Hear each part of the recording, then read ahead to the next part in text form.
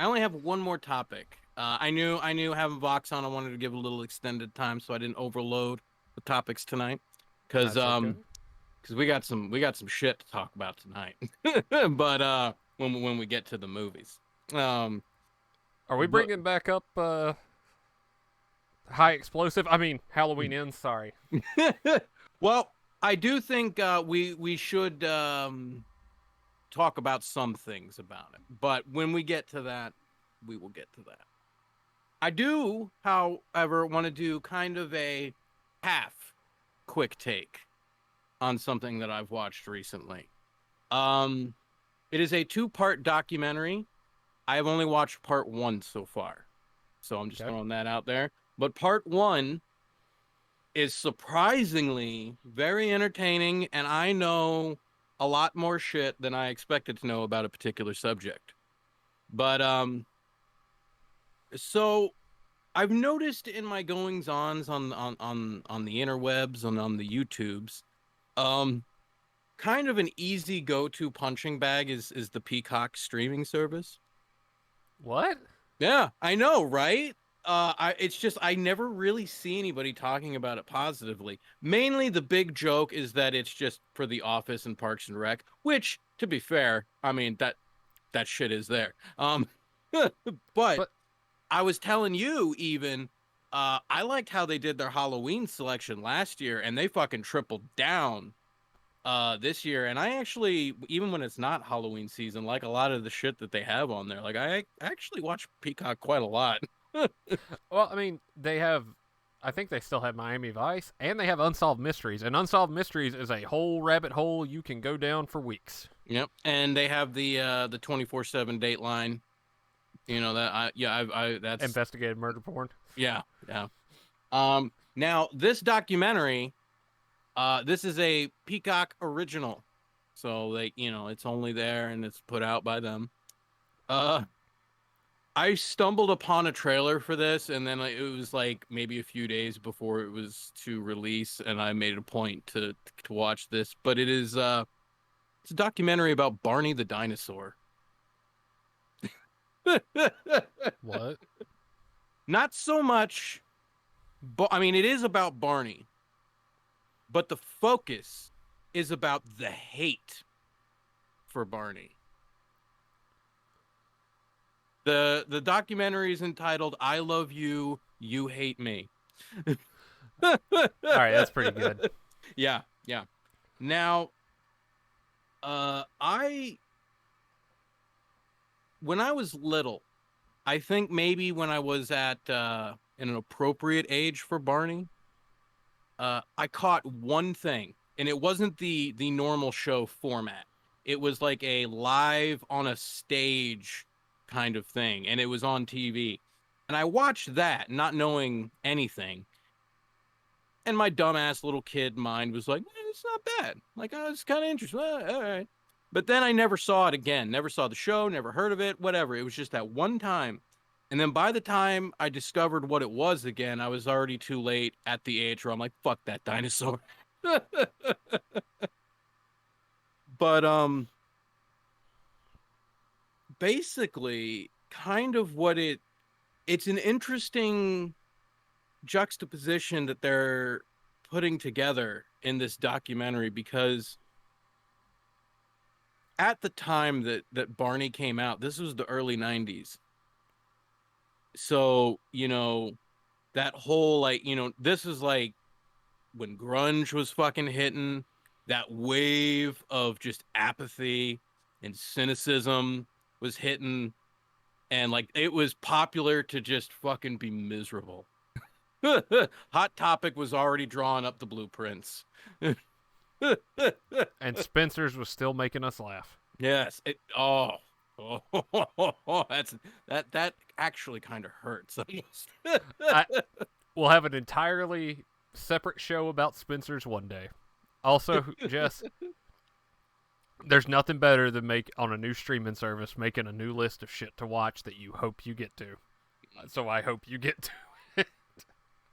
um, but part of and then so we have that, and then the other angle that they're going with is that Barney the show is constructed in such a way that it's not just like happy-go-lucky for kids. Like, it is an unreal amount of just positivity and acceptance, and especially at that time in history, that was a no-go. And like they're like showing footage of like this event at a college in Nebraska. I mean, I understand it's Nebraska, but but it's still a college. And it's a double joke there. You didn't see that coming. But they had like events, like full on conventions of like, and they were like shot put fucking Barney dolls. They had tables with sledgehammers for you to just fucking go up. They made Barney pinatas. It was a hate rally for this fucking character. And you're just like, Jesus Christ. I've never hated a fictional character enough to commit what would basically be a hate crime before Yeah. towards that character. What Um the fuck? Now what makes it even more compelling is after they hired somebody to do the voice of Barney, they needed somebody to be in the fucking suit. So they had somebody for like when it was just like this woman who was like this, like she created it. She was just a fucking suburban house mom who created this shit. Um, and they made DIY like 3 home videos. So like 3 different Barney adventures, like all self-production, like fucking it would go great with fucking McPherson tape night. um and that's what got picked up, and then eventually the show that everybody knows developed from that. Now not the OG guy in the suit, because he was only there for a little bit, but the main dude who was in the suit who did all of the energetic, like, you know, the Barney that everybody knows, like that would jump and do a 360 in the air and shit. um Apparently he's a fucking sex guru. Into tantric sex mantras and shit. Somehow I felt like I knew that something like that was coming. Yeah. And apparently he knew it was too. I like it. So it's just interesting. Now, what was even more fascinating is that that's what he did before Barney. And they still hired him because of how that's okay, here we go. This will show you how amazing he was. The OG guy in the suit was a mime, a professional mime. This guy beat that. Which, you know, doesn't seem like that bad, but imagine just like a mime's ability in a mascot suit. Like that kind of goes hand in hand, right? Like Tom Hardy as Bane. Uh, um, but so it's crazy to me that a company would be okay with that. Normally they'd be like, no, no, no, no, no, no. This is bad news because we're a preschool show, you know? So basically he had to sign a contract that's like, you can never talk about that. You cannot do that job at while you were also like shut it all down. And he did. Like he didn't do anything creepy as far as I know. Like I said, I haven't seen part 2 yet, but Next, or 2 weeks from now, when you watch part 2, we're going to be like, oh, fuck. Yeah. But no, everybody that's interviewed that's talked about him, or they're like, no, he's a really nice guy. He's just really weird on that one thing. But, you know, like he's nice. He's not creepy. Like none of the kids have any horror stories.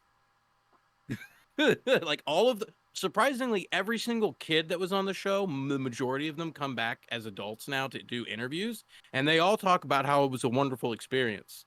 Like it was not a nightmare to make that show.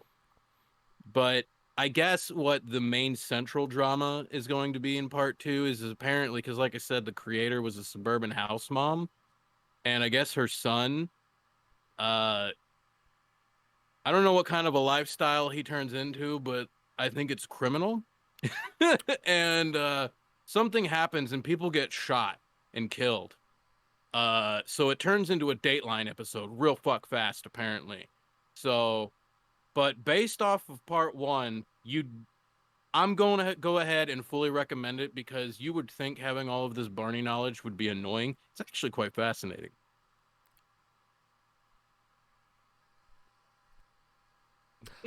I'm not surprised.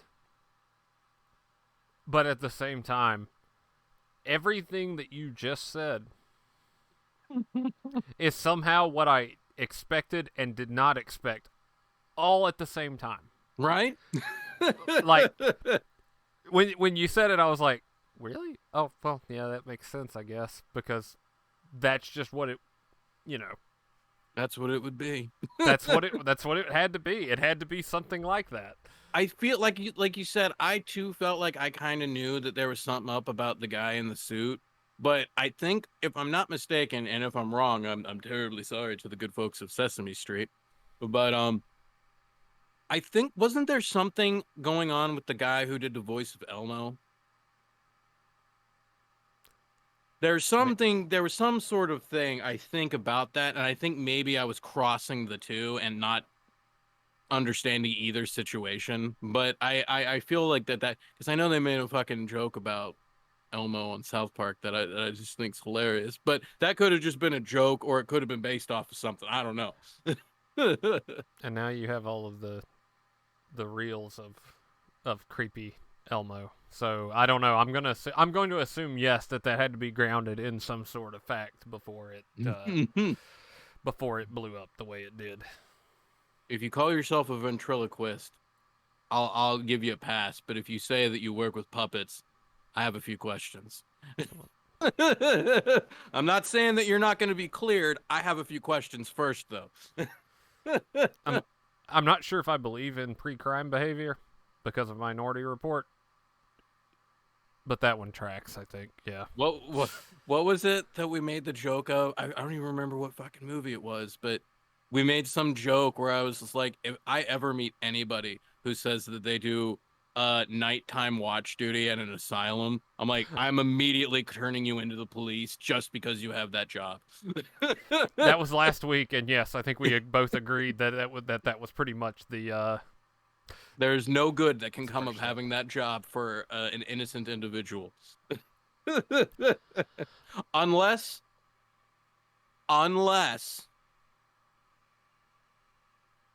you're Danny Trejo.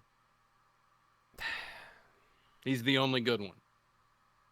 That, first of all, yes, and we need more. We need more Danny Trejo in our lives, and also, before I die, I want to go to Trejo's Tacos. Oh yes. Oh yes. Have to do that. Graveyard Shift, the Stephen King movie. Oh God.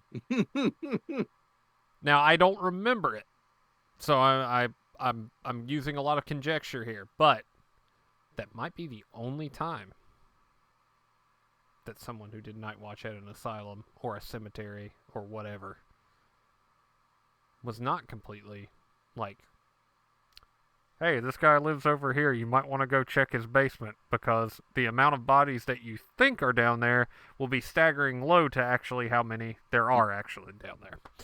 Yeah. I'm trying to think. Even in Terminator 2, I think all of the ones that deserve a comeuppance get one.